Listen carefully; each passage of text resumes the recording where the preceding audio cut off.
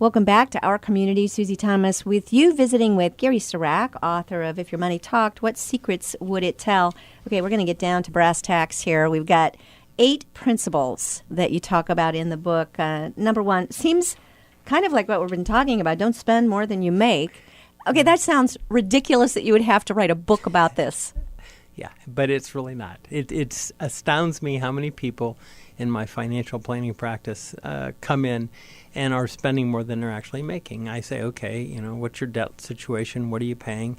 And I look and they have all this credit card debt, and I say, how's that happen? Well, I had to buy a new furnace. I bought a new stereo system. I bought a new TV. I wanted this. I wanted that.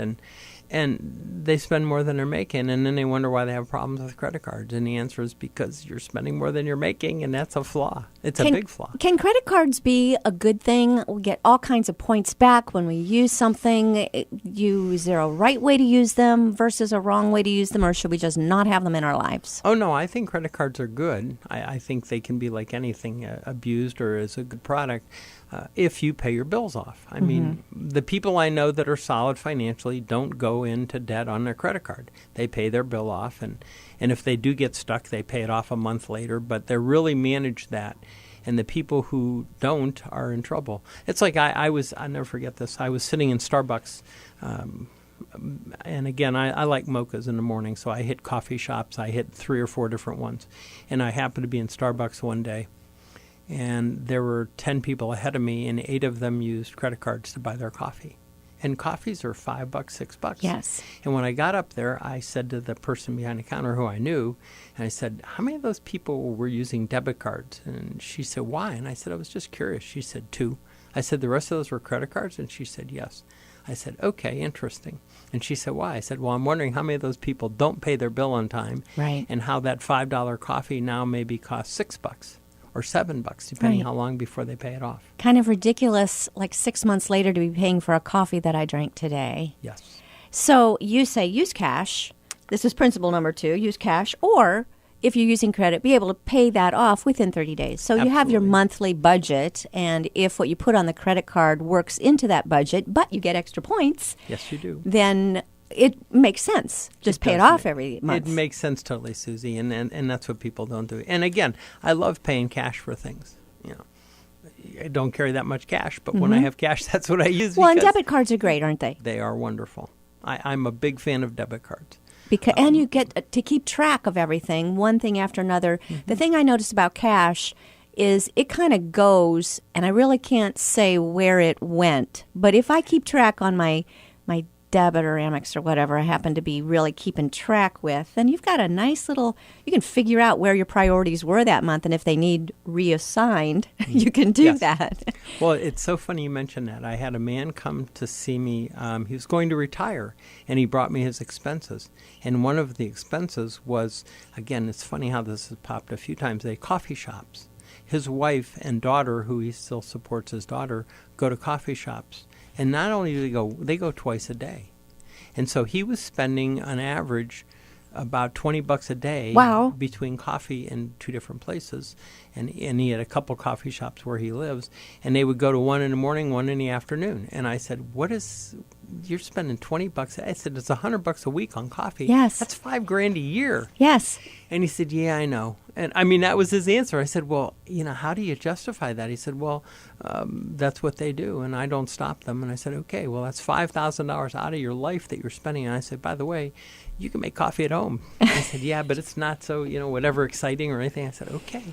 But it's an interesting again. And I'm not picking on coffee shops because I go every morning. Yes. Oh, I enjoy them too. Yeah. But yeah, to really take a look and say, I'd love to be able to take $5,000 and donate it to something really great, at the end of the year. And if foregoing coffee would allow me to do that, then that's when I take a look at my priorities again. Well, I told him it would have been one heck of a vacation. I said, just take half of that and blow $2,500 on a wonderful vacation. Yes. Wouldn't that be better than having coffee? He said, oh, I'd like that a lot better. I said, so are you going to talk to your wife? He said, absolutely not.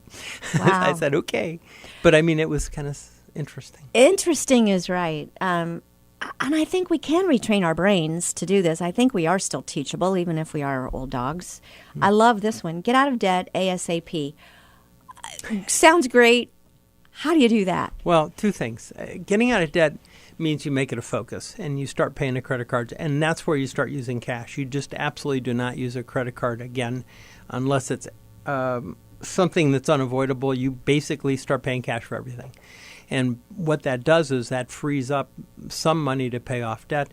And I like to take 10% and start knocking that down as much as possible. And I've had clients of mine who have come in and been in pretty serious debt, and we had the cash discussion. I said, listen, here's a way to solve this problem. Let's just pay cash. And here's what's going to happen. You're going to pay cash. You won't spend more than you have in your wallet because you can't. And you won't use a credit card for anything except absolute emergencies. And let's see what we can do to get that credit card down. And this couple who had 3 kids, it took them 2 years to wipe out their credit card debt. How high had that debt been? It was pretty high. It Wow. was in the multiple... Whoa. Yeah, it was a lot of money. Okay. It was in the thousands and thousands and thousands. Wow. I mean, we're talking probably 30, 40 grand on these cards. Oh, yeah. It was real money. My worst It's like is a down 100. payment on a home. Well, my worst, I had a client of mine who had 120,000 on credit cards. on credit cards. Yeah, he had maxed out 10,000 card on 12 cards. I can't even imagine that. It was incredible when I first started working with him, and as I got to know more and more was revealed to me because that wasn't revealed in the beginning. I was astounded. I had Yeah. never seen anything like it, and we had a very frank conversation, and I basically said, "How do you think this is going to end?" Yeah. What's going to be better tomorrow Yeah. by compounding your problem? And there's Did no you get answer. him out of debt? Was he? No, No. there's no way. He was so buried, and no, there's no way. It was impossible to get him out of debt, and he didn't care. That was the long and short of it. That's how you have 12 credit cards with 10,000 pieces on them. You don't care, so you just do what you're doing, and you live for today, and you don't worry about it. And That he almost certainly. that takes my breath away. Oh yeah, it was pretty interesting. Oh my gosh. Well, if whatever we can do and say this morning to keep anybody from going there, then yay. This one again, Gary, they seem to make so much sense, but it took you to sit down and write them down for people to get the help they need. To spend or not to spend, that should be the question. Yeah, I'll never forget this. I had a client again who liked to buy ties, and he would go into stores and buy ties, and he would wear ties for work. But you only need so many ties, and he would buy ties, and next thing I know, he had. I assume closets full of ties because he had a lot of ties. And so one day we were doing financial planning and doing the things I do, and I said, man, your credit card bill to the department stores is very big. I said, what do you buy? I said, are you buying suits? He said, no, I buy ties. I said, why? He said, well, I really like ties. I said, well, how many can you wear at one time? And he looked at me like I was an idiot. And he said, well, one, of course. And I said, well, then why do you have so many ties? And he said, well, I just think they're really cool to have them. And I said, okay, how many of these have you worn more than once? And he said, what do you mean? I said, you have so many ties. You could rotate them through the whole year. It turned out he had over 100 ties. Oh my goodness. And he didn't think he had a problem. Wow. So to spend or not to spend, that's the question. He spent it on ties, which is, I thought, totally absurd. I don't even wear a tie. I own a few, but I don't wear many of them. But yeah, most guys I know would rather not wear a tie. No. And he had ties. He thought there was some badge of honor with that tie, and I thought, gosh, it was a tie, and it choked my throat. The anyway. trick about ties is, if we can talk about ties for a second, is the width. They're never going to let you keep that tie for longer than a year because they're going to change the width on you so that you have to buy a new one next year. Correct. And that's what he kept. It was just the strangest. I've had some interesting ones, and I had a Home Shopping Network person. Oh, golly, yeah. Their garage literally was stacked with Home Shopping Network boxes they had never opened, and they had to park outside. And Is this some of this in the an winter. illness, Gary? Oh, I happen to think this was I think almost all of this is an illness, a compulsion to buy. For whatever reasons, I don't know. I've never fully understood it, and that's not my area of expertise. I just observe and say, whoa. But when you're talking with people and how they spend their money, which shows where our heart is, you're really getting down to the inner core of a person. Well, I had someone who read that book and came to see me, and she was the lady that had the Home Shopping Network problem. And I told her how to solve it. And she basically told me some things that weren't very nice for me to do. She was not remotely interested at all in solving her problem, and virtually said, I will never talk to you again. You have no idea what you're talking about, et cetera, et cetera. And because I basically said, really what you ought to do is disconnect your TV so you can't do this compulsively. Right. And she said, but that's my pleasure in life. I said, well, you have a pleasure in your life that doesn't allow you to pull into your garage, have boxes you don't own, and debt you can't pay. She had almost 40 grand on credit cards, and it was all Home Shopping Network. And her husband just sat there, and I don't know how he did what he did. He just sat there and listened. And when we were done, he said to me, I'm glad you took the time. I'm sure it didn't help. I said, well, okay. Wow.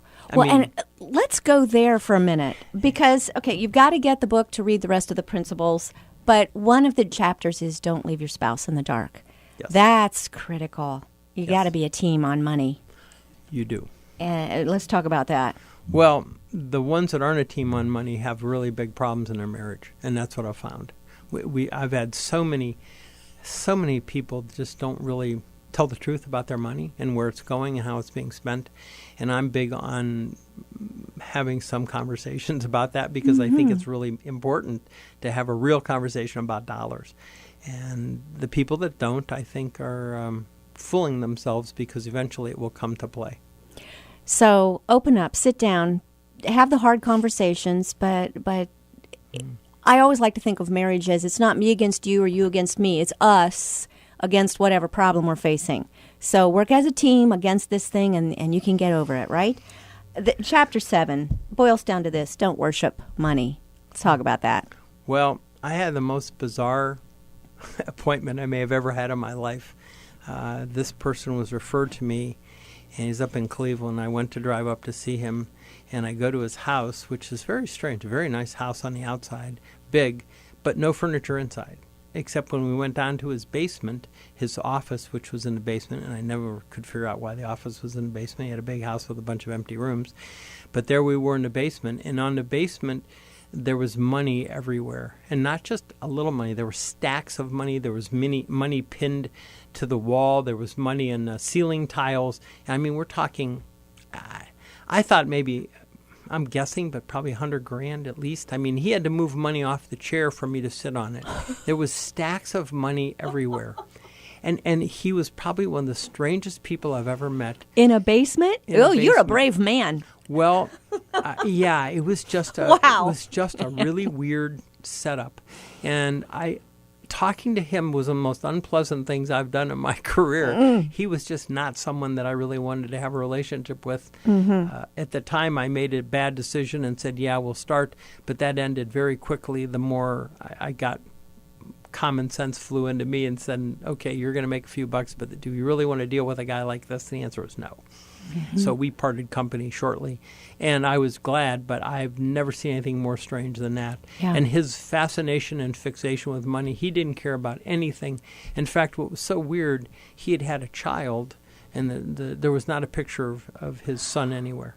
And I mean, or his wife, nowhere. All he had was money, pictures of money and pictures of, I mean, it was just the strangest thing. It was in a strange house with no furniture. It was odd. Tragic. Yeah, just odd as could be. So. Wow. Yeah. What is the main one takeaway you want people to get from this book? That we don't really teach finances. We don't really teach common sense money. And we've lost common sense with money, certainly. And so what I really wanted is to write a book about money common sense. And if you read this book and you follow the principles, it's going to be pretty hard for you to get screwed up if you just do what I talk about. Don't spend more than you make is a great one. Save 10% of your salary in some kind of a plan where you can get it. Have some money in the event of an emergency. Just really common sense. And what's awesome is once we get this all under control, we can be so much more charitable. And happy. Happy. Thank you. If your money talked, what secrets would it tell? Where do we get this, Gary? You get on my website, which is GarySurak.com. Gary Surak, thanks for all you're doing in our community. Thank you.